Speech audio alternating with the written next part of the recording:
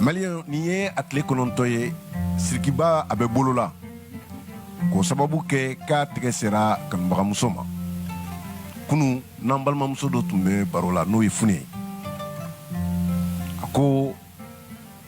a sera waati dɔ ma Malienw ka sigi ka fɔ kɛ an yɛrɛ ka tabiya la an yɛrɛ ye min ye an b'o kolow la n ko ma o ye tiɲɛ ye mais sirikiba ko bɛ kan ka kɛ cogo min an k'an janto an yɛrɛ la maa m'a fɔ ko sara t'a ka baara kɛ dɛ sariya in bɛ yen de ka ɲangili kɛ ani ka lafasali kɛ mais kunu an hakililajigin kɛ ko ka kɛ muso la a ma fɔlɔ Sidiki la dɛ awa n'i ye Sidiki tɔgɔ a ka daw la a ka sɔrɔ n'i y'a bɔ Sidiki si la bi Sidiki ye den ye dɛ donc an k'an hakili to an denw na an k'an denw lamɔ an k'an denw mara mais an bɛ min fɔ Malienw ye fɛn wɛrɛ bɛ nin ko jukɔrɔ dɔw y'an tulola sɔmi k'a fɔ dɔw bɛ kan ka kuma musow tɔgɔ la olu dɔw caman tɛ musoya olu tɛ musoya kɔnɔ bilen dɛ olu b'a fɛ ka to kelen na de u ti kanu kɛ u tɛ furu kɛ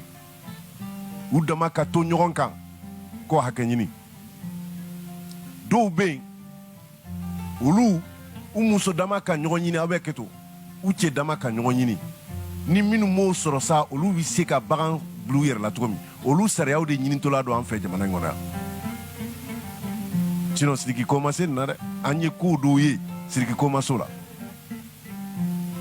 dɔw y'a muso faga ale tun bɛ baara kɛ présidence la an y'a fɔ marifa cira dɔw la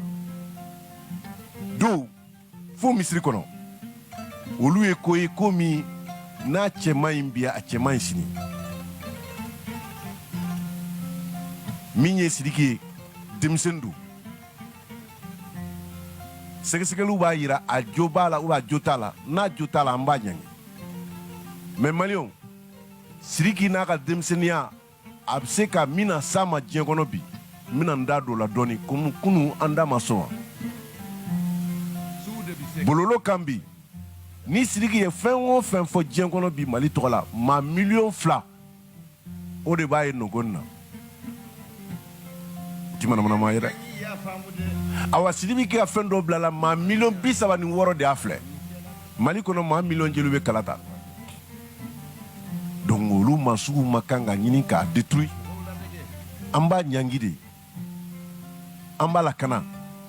n'a ye min kɛ n'a ma ɲa an b'a fɛ mais u bɛ kan k'a ko kɛ cogo min Malienw an k'a ko kɛ ni hakilisigi ye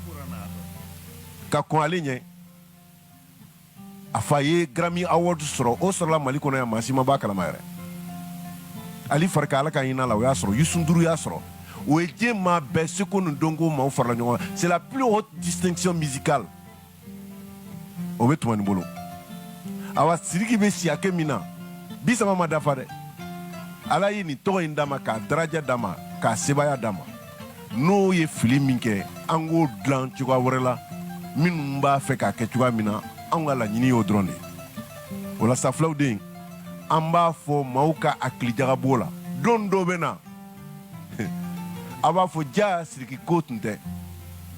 ja musolafasa ko tɛ min na fasali ko dɔ aw b'a ye Bamakɔ kɔnɔ yan anw bɛ kɔn k'aw bilasira